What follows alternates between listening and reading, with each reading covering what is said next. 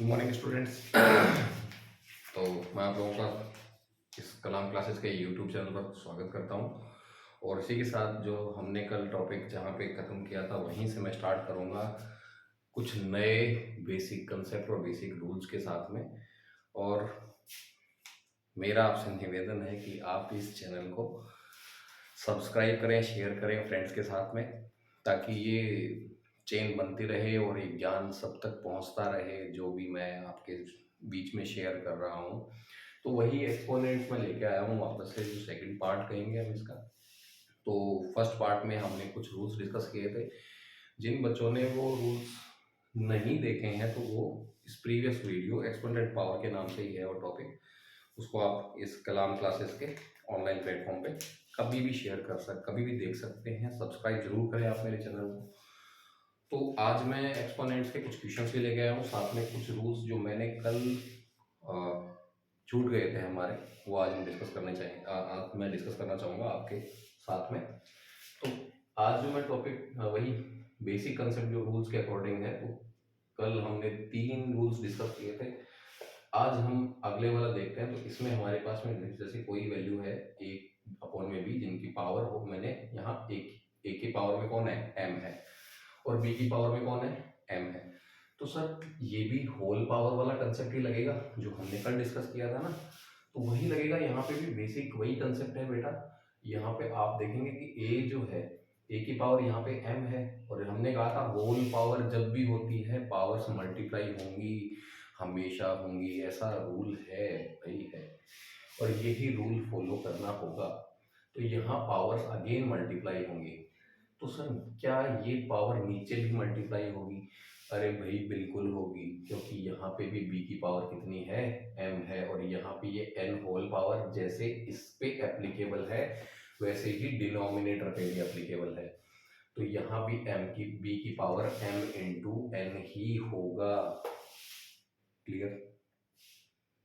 इसको हम एक एग्जाम्पल से समझते हैं। ओके, जैसे मेरे पास कोई वैल्यू है 3/4 और मैंने यहाँ पे 3 की पावर 2 है और 4 की पावर मान लो मेरे पास में 3 है, राइट। अब जो, अच्छा मैं यहाँ पे पावर सेम ले लेता हूँ ताकि तुम कंफ्यूज नहीं होगे ना। तो n जो है यहाँ पे मान लो आपके पास 3 है, यहाँ m की वैल्यू तो क्या है सर 2 है, और n क्या है यहाँ पे 3 है। तो सर जब ये ब्रैकेट ऑफ होगा तो क्या होगा? अरे भाई अभी ये रूल बताया है मैंने, फॉलो करेंगे। यहाँ पे बेस क्या है, यहाँ पे बेस a है, यहाँ p है, यहाँ सिंपल सी बात है, ये जाएगा 2 इंटू 3 और ये हो जाएगा अगेन 4 की पावर कौन है, 2 है। तो 2 मल्टीप्लाई बाई 3, तो हम इसको एक्सपेंड करके लिख सकते हैं 3 की पावर 6 और यहाँ हो जाएगा 4 की पावर 6। क्या सर मैं इसको 3/4 की होल पावर 6 भी लिख सकता हूँ? बिल्कुल लिख सकते हो। और अगर इसको आप सिंप्लीफाई करना चाहेंगे तो आप इसी को लिख देंगे 3 इंटू 3 इंटू 3 इंटू 3 इंटू 3, 2 3 4 5, एक बार और लिख देंगे भाई। इसमें क्या जा रहा है लिखने में भाई, ठीक है ना? कितने हो गए, एक और। इसको हम सॉल्व करके लिख देंगे, जो भी हमारा आंसर आएगा। समझ गए होंगे मेरे ख्याल से। तो हम अब आगे का पार्ट डिस्कस करते हैं। ये समझ में आया आपको? चलो आगे देखते हैं। आप लोग जब भी नोट डाउन करना होता है तो वीडियो को पॉज करके इसको नोट डाउन कर सकते हैं। ओके, अब हम एक जो इसी का पार्ट है वो डिस्कस करते हैं कि सर जब हमारे पास में कोई वैल्यू नेगेटिव है, कोई वैल्यू कैसी है, नेगेटिव है। नेगेटिव चाहे रेशनल नंबर ही क्यों ना हो भाई, चाहे मेरे पास -3/4, चाहे मेरे पास -2 हो, चाहे भी रेशनल नंबर हो, कोई p/q की फॉर्म में हो, या फिर मेरे पास कोई वैल्यू सिंपल कोई -2 है। अब अगर यहाँ पे पावर, मैं बात कर रहा हूँ यहाँ पावर, और ये कब देखना है, जब आपके पास में क्या क्या होगा, जब आपके पास में ब्रैकेट में कौन सी वैल्यू होगी, नेगेटिव। ये नेगेटिव नंबर्स जो होते हैं ना, ये बहुत ही खतरनाक नंबर होते हैं, ये रिजल्ट को चेंज करते हैं। कैसे डिस्कस करते हैं। मैंने कहा यहाँ -2 की पावर क्या है, -2 की पावर मैंने ली, मान लो मैंने -2 की पावर ली यहाँ पे कोई भी इवन नंबर। मैंने क्या कहा, यहाँ पे दो रूल फॉलो होंगे, या तो नंबर होगा इवन या फिर होगा ओड। भाई मैं डिस्कस कर रहा हूँ कि नेगेटिव नंबर की पावर, हम जो इवन ओड की बात कर रहे हैं ये होंगी एक्सपोनेंट्स।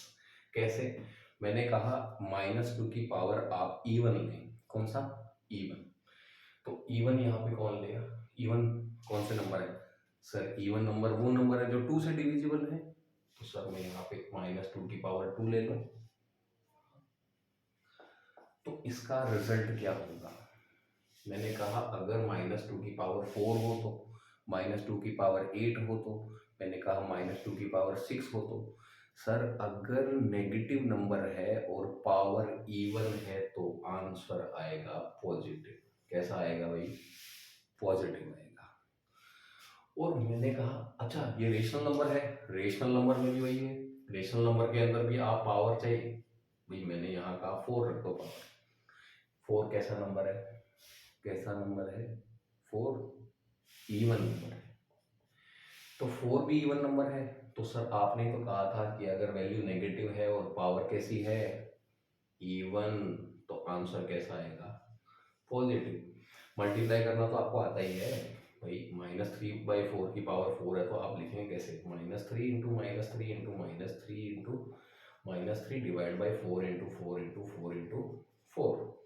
तो माइनस माइनस क्या होता है प्लस, प्लस माइनस क्या होता है माइनस, माइनस माइनस क्या हो जाएगा, तो बेटा प्लस ही आएगा ना, बोलो आएगा, आ गया, आएगा नहीं सर, आ गया। तो 3 3 जा 9 जा 27 3 जा 81, 4 4 जा 16, 16 4 जा 64, 4 जा 256। आंसर कैसा आ गया, पॉजिटिव आ गया सर। इट मीन्स सर अगर ब्रैकेट में वैल्यू नेगेटिव है और पावर इवन है तो आंसर कैसा आएगा, पॉजिटिव आएगा सर, पॉजिटिव। अरे कैसा आएगा, पॉजिटिव आएगा। का आ गया समझ में, आ गया होगा। चलो अब हम डिस्कस कर लेते हैं कि सर अगर नेगेटिव वैल्यू है और पावर कैसी है, पावर सर कोई ओड नंबर है, कौन सा नंबर है भाई, ओड। कैसे, एग्जांपल लेते हैं, पहला ओड नंबर, पहला नंबर कौन सा सर 1 होता है, आंसर कैसा आएगा, नेगेटिव। मैंने कहा नेगेटिव है, पावर कैसी है 3, 3 ओड है ना, अरे 3 ओड होता है भाई, 2 से डिविजिबल है 3, नहीं है सर, परफेक्टली डिवाइड थोड़ी हो रहा है, तो हम कहेंगे सर कैसा वैल्यू आएगा, नेगेटिव आएगा सर। तो याद रखोगे हमेशा कि अगर नेगेटिव वैल्यू है और पावर इवन है तो आंसर आएगा पॉजिटिव, और अगर नेगेटिव वैल्यू है और पावर कैसी है ओड, तो आंसर क्या आएगा भाई सर, नेगेटिव आएगा। क्या आएगा, नेगेटिव। समझ गए, चलो तो आगे डिस्कस करते हैं। अब मैं कुछ क्वेश्चंस ले रहा हूं जो मैंने, जो कॉम्पिटिटिव एग्जाम में पूछे जाते हैं और एग्जाम पर्पस से भी इंपॉर्टेंट रहते हैं टॉपिक्स। टॉपिक्स क्या, क्वेश्चंस। क्वेश्चंस देख लेते हैं, कुछ क्वेश्चंस मैंने RS अग्रवाल से देखे, तो मैं आपसे डिस्कस कर लेता हूँ।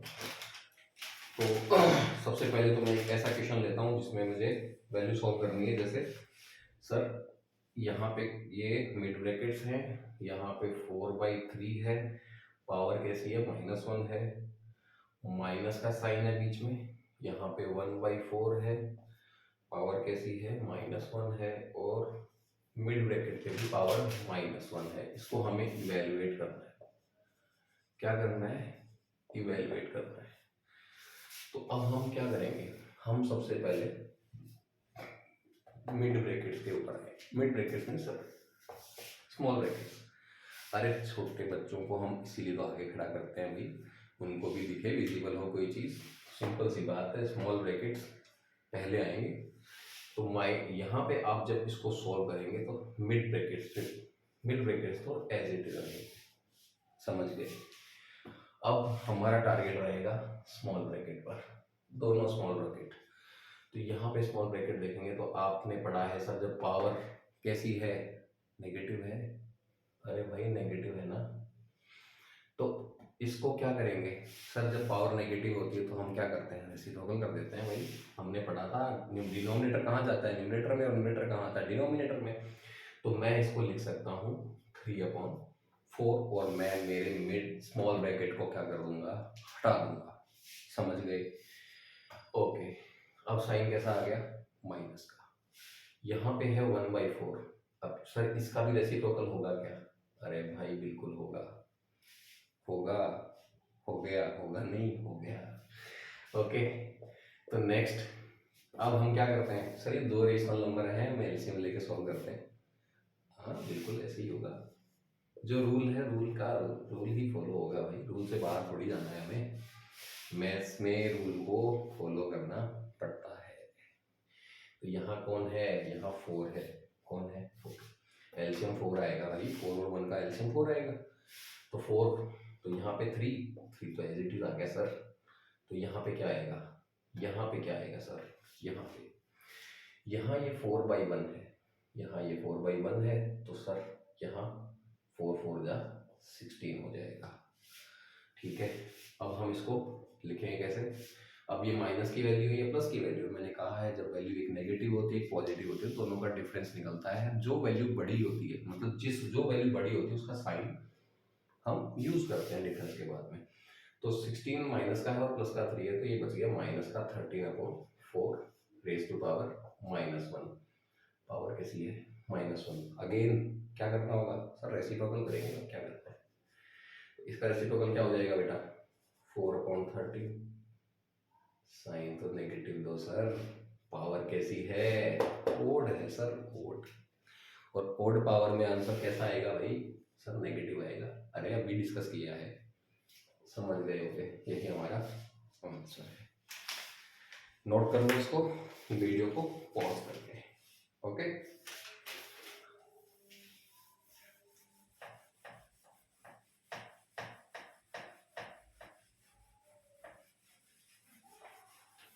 अब जो अगला क्वेश्चन मैं डिस्कस करना चाह रहा हूँ आप लोगों के साथ में, जो कि बहुत अच्छा क्वेश्चन है, बार बार पूछा जाता है एग्जाम्स में।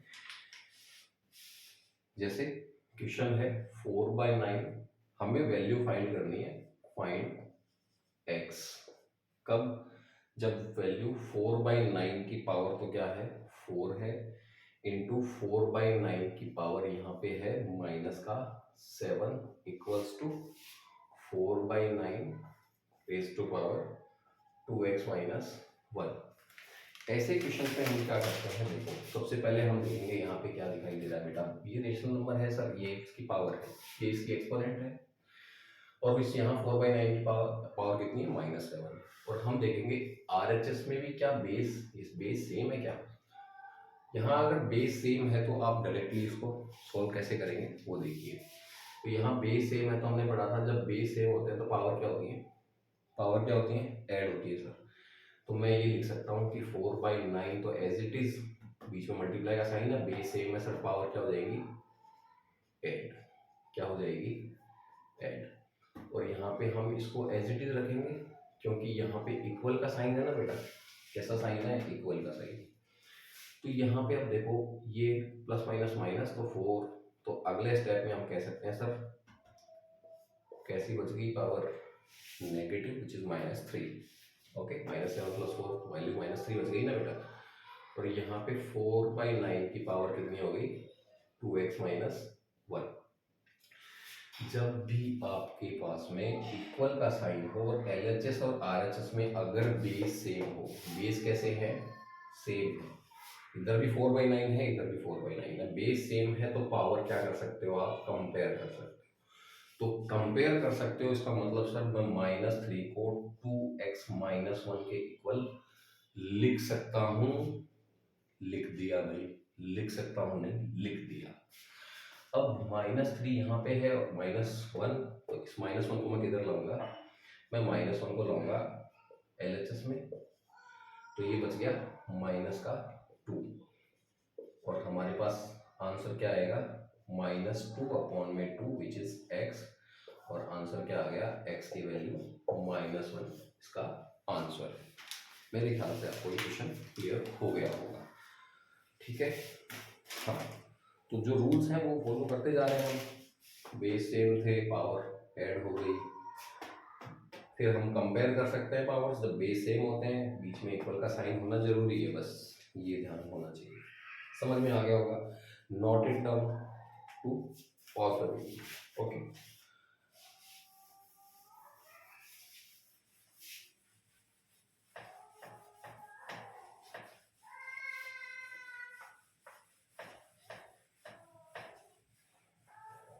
अब मैं एक और क्वेश्चन डिस्कस करना चाहूँगा आप लोगों के साथ। Very important question is, question है कि 16 इंटू 2 की power n plus 1 minus 4 into 2 की पावर n, इसको हमें सिंप्लीफाई करना है। क्या करना है? सिंप्लीफाई करना है भाई। और डिवाइड में क्या है? 16 इंटू 2 की power n plus 2 minus 2 into 2 की पावर n प्लस 2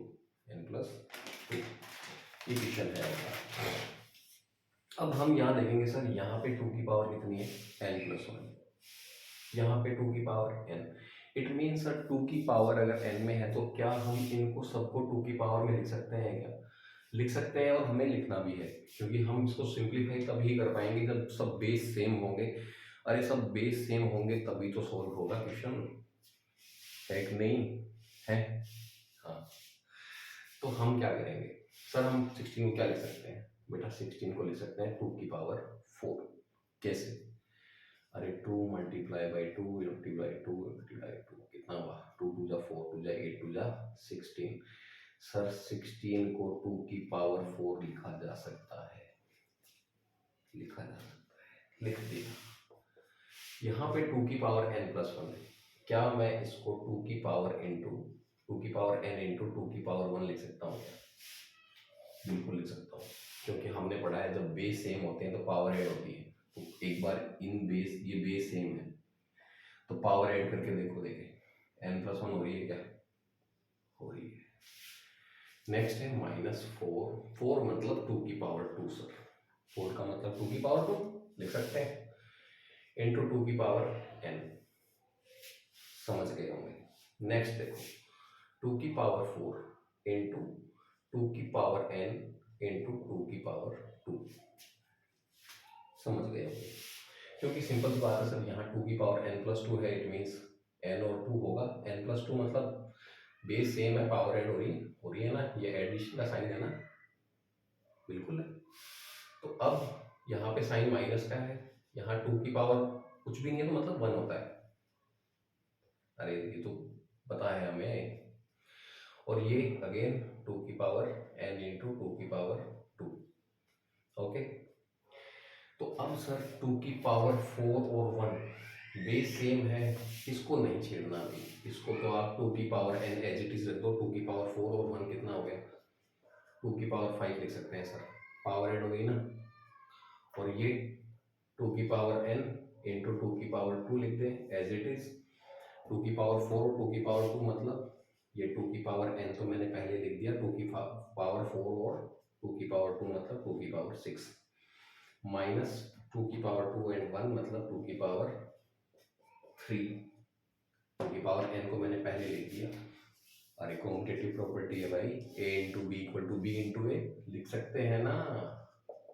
अरे b को a के पहले लिख दो या बाद में लिख दो, बात तो एक ही है। अब इसमें 2 की पावर n कॉमन आ रही है भाई, क्या आ रही है? कॉमन आ रही है सर, तो ब्रैकेट में क्या बचेगा? 2 की पावर 5 माइनस यहाँ 2 की पावर n तो बाहर आ गई ना कॉमन लेने पर, तो बचा क्या? 2 की पावर 2 बच गया। नीचे भी 2 की पावर n कॉमन आ रही है, बिल्कुल सर हम कॉमन लेंगे, लेना पड़ेगा, नहीं तो क्वेश्चन सॉल्व भी नहीं होगा।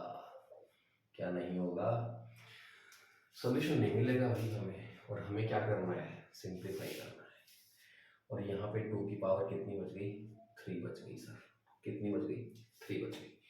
अरे 2 की पावर n और यहाँ भी 2 की पावर n कट गया, 1 हो गया ये तो।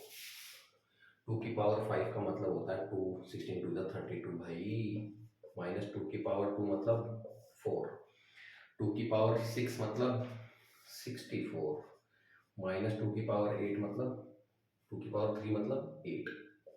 32 में से 4 गया तो कितना बचा? 28। 64 में से 8 गया तो कितना बचा भाई? 56।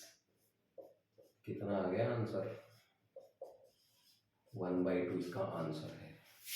आ गया समझ में? बिल्कुल आ गया होगा। नोट डाउन कीजिए आप। और आपको समझ नहीं आता है तो आप 1 से 2 बार इस वीडियो को बार बार देखें, स्टेप्स को नोट करें कि मैं क्या कर रहा हूँ, और फिर आपको बिल्कुल क्लियर हो जाएगा कि सर जो आपने रूल बताए थे आप वही फॉलो कर रहे हैं, कोई नई चीज़ नहीं। सब जो मैंने पहले डिस्कस किया है वही चीज़ें मैं, जो बेसिक कंसेप्ट मैंने यूज़ किया था वही यूज़ कर रहा हूँ। मैंने कुछ नया नहीं लगाया यहाँ पे। समझ गए होंगे, राइट?